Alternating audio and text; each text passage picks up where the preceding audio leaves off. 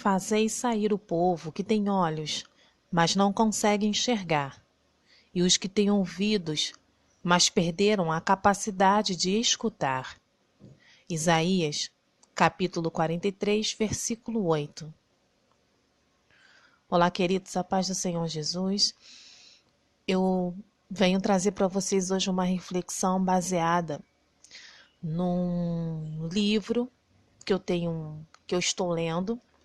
Eu ainda estou no primeiro capítulo desse livro. O nome do livro que eu estou lendo não é um livro cristão, tá? É um livro mais voltado para a área educacional. O nome do livro é Maquiavel Pedagogo, de Pascal Bernamin. E é um livro que tem me acrescentado bastante e teve um ponto nesse livro que me chamou muito, mas muita atenção. Ele é um livro que destrincha um pouco a questão de como a manipulação psicológica acontece em massa nas escolas, no mundo de forma geral. E não só nas escolas, mas também nas religiões e partidos políticos e tudo mais. Então, ele é um livro bem interessante de se ler. E teve um trecho desse livro que me chamou muita atenção, porque é exatamente o que nós temos vivido nesses últimos dias, principalmente no meio evangélico, no meio cristão.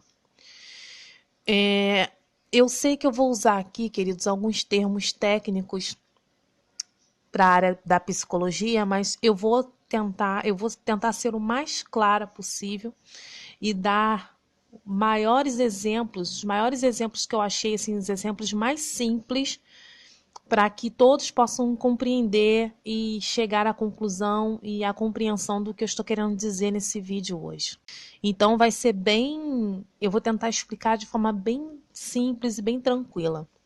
Eu fiz umas pesquisas, dei olhada em alguns conceitos para explicar a vocês. Então, por favor, não pause esse vídeo, tá? Eu peço que você fique comigo até o final, porque vai ser importante o que eu vou passar para você. E você vai entender o que esse livro, esse trecho que eu vou ler para você tem a ver conosco. E tem muito a ver. O que esse livro nos leva a refletir é que questões do mundo e da área da psicologia humana, elas estão mais envolvidas na nossa vida do que a gente imagina, né? A gente sabe que a psicologia, a forma como a mídia, o sistema tem lidado conosco, sempre tentando nos manipular psicologicamente. A gente já sabe disso. Embora a gente não fale muito sobre isso, mas a gente sabe, né, que desde uma simples propaganda de um produto na televisão até livros que nós consumimos, todos eles têm um fundo de aliciar a cada um de nós psicologicamente para que a gente compre aquele produto, para que a gente compre aquela ideia, para que a gente internalize aquela ideia e traga para a nossa vida. Ainda que muitas vezes essas ideias, esses produtos firam os nossos valores pessoais. Mas a questão ela é feita de forma tão velada e tão bem feita que muitas vezes a gente não percebe que a gente está ferindo os nossos próprios princípios. Com isso a gente percebe como essa questão da manipulação psicológica é séria, não é verdade, queridos? Bem, então o que eu quero falar com vocês hoje é sobre dissonância cognitiva. O que é isso? Dissonância cognitiva. Eu vou dar um exemplo bem claro que eu achei aqui no site. O site é o Psicoativo, depois eu vou deixar o link para quem quiser ler, tá bom? Eu vou ler alguns trechinhos e tentar explicar para que fique bem claro para nós. E para que a gente entenda onde isso se encaixa em nossas vidas, tá? Bom, a dissonância cognitiva ela quer dizer o seguinte, por exemplo, as pessoas elas tendem a procurar uma coerência nas suas crenças, nas suas percepções. Tudo que a gente crê, a gente busca coerência com aquilo que nós pensamos. Então, o que acontece quando uma de nossas crenças entra em conflito? Quando a nossa crença é detida. Quando a gente começa a perceber que o que a gente crê e aquilo que é apresentado para nós entra em conflito. É aí que entra o termo dissonância cognitiva, tá? Esse termo ele é usado para descrever as sensações de desconforto que resultam das duas crenças contraditórias. Então, dissonância cognitiva nada mais é do que esse desconforto que é causado em nós quando as nossas crenças entram em conflito uma coisa com a outra. Como se você tivesse acreditado a vida toda numa coisa e de repente você descobre que aquilo não é verdade e então você entra nesse desconforto, nesse conflito mental. Isso é dissonância cognitiva, ok? Bem, ainda continuando sobre esse assunto, né, a dissonância cognitiva ela traz vários exemplos. E nesse livro tem um exemplo assim que eu achei fantástico, eu tenho certeza que foi o Senhor que me fez ler esse livro. Eu tenho certeza absoluta, porque é algo assim que quando eu li esse trecho, a minha mente acendeu uma luz, saltou e eu sabia que eu tinha que fazer esse vídeo. Nesse livro, o autor ele dá vários exemplos. O Pascal ele dá vários exemplos dessa dissonância cognitiva. E um dos exemplos que ele dá, ele relata um caso de como essa dissonância cognitiva acontece. Eu vou relatar para vocês agora. E nesse trecho do livro ele diz o seguinte: contatos extraterrestres. A senhora Kitty, fundadora de uma pequena seita, dizia receber mensagens extraterrestres que a informavam sobre a iminência do fim do mundo. Tendo sido anunciado o dia da catástrofe, convidaram-se os membros da seita a se reunirem na véspera para serem conduzidos à segurança do interior de um OVNI, que, aliás, nunca veio. Festinger estudava o grupo e se interessava pelo modo segundo o qual seus membros realizariam a redução da dissonância cognitiva após o resultado, previsível, desse momento crítico. Tendo já passado a hora fatídica, a senhora Kitty declarou ter recebido uma nova mensagem, pela qual era informada de que a fé e o fervor de seus discípulos haviam permitido que a catástrofe fosse evitada. Então, estes, os discípulos, submetidos a uma forte dissonância cognitiva, apressaram-se a aceitar tal explicação que lhes proporcionava a um custo baixo reduzir aquela dissonância. Além disso, passaram ao proselitismo, atitude que haviam cuidadosamente evitado nos dias que precederam o dia fatídico. Então, queridos, o que vocês acham desse trecho que eu acabei de ler? Eu vou pensar alguns pontos desse texto aqui. Aonde acontece a dissonância cognitiva aqui? Vamos por partes. A primeira coisa, essa senhora informa as pessoas, os membros da seita dela, que um OVNI viria buscá-los para ir embora. Seria o fim do mundo. Então, eles teriam que se encontrar num determinado lugar para aguardar esse acontecimento. Como esse acontecimento não ocorreu, o que aconteceu? A dissonância cognitiva, as pessoas entraram em conflito, porque era algo que elas acreditavam com toda certeza. E, de repente, aquilo não estava condizendo com a fé delas.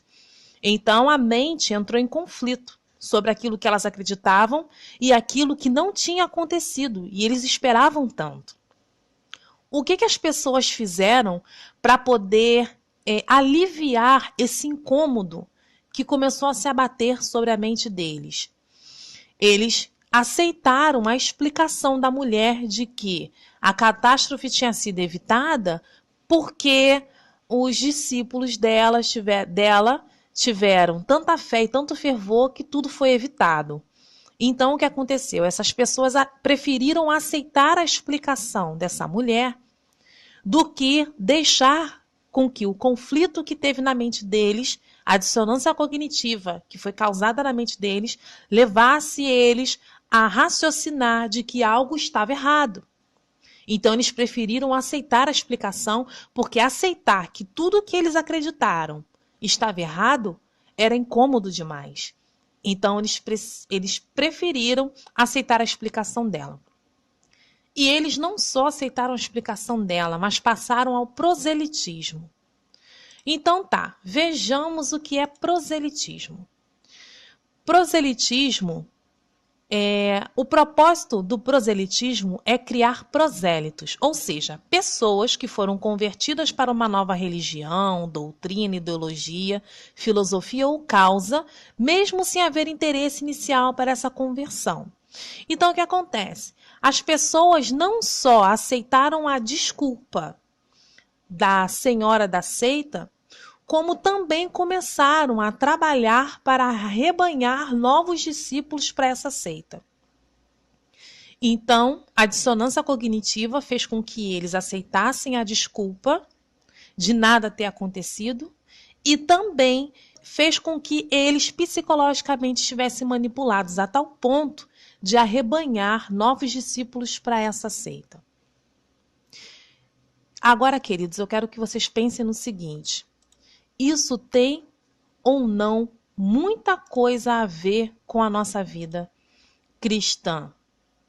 Quantos cristãos, queridos, nós temos visto por aí seguindo pastores, seguindo líderes, seguindo pessoas que colocam datas de que eventos magníficos vão acontecer em tal data, evento não sei o que lá vai acontecer na data tal, ou daqui a tantos dias, daqui a tantos anos vai acontecer o arrebatamento, por exemplo.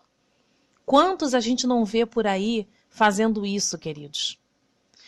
O que esses líderes, o que esses pastores, o que essas seitas estão fazendo é uma manipulação psicológica nos seus liderados.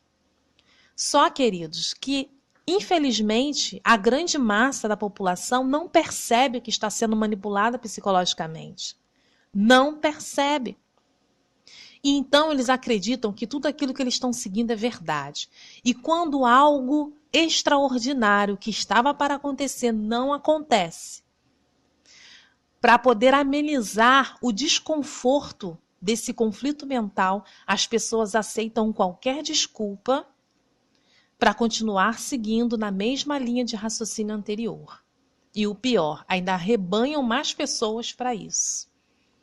A psicologia, queridos, a forma de manipulação psicológica não acontece só na mídia, não acontece só nas propagandas de televisão, nas propagandas que nos aliciam a comprar roupas, sapatos, cosméticos, alimentos, bebidas, não.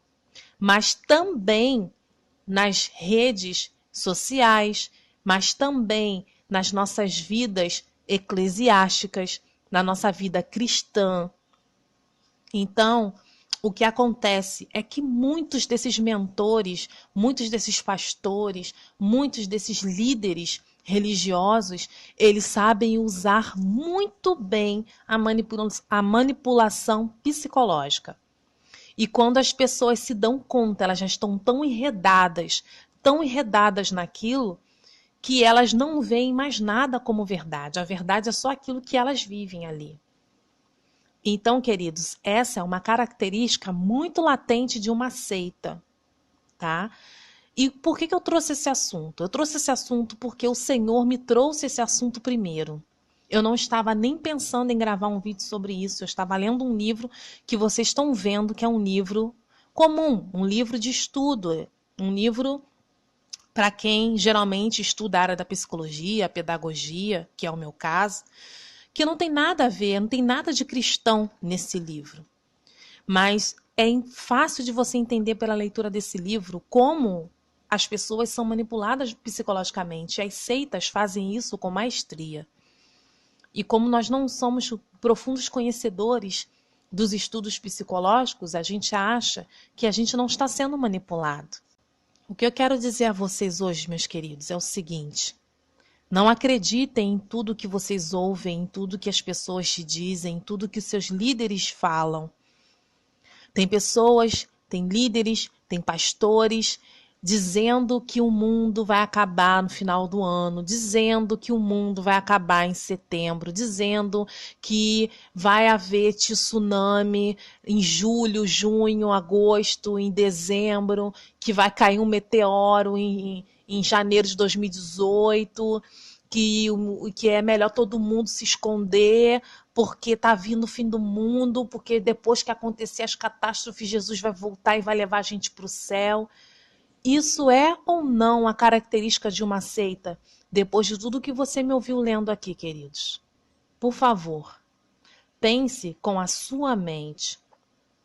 Leve todo o seu pensamento cativo a Deus.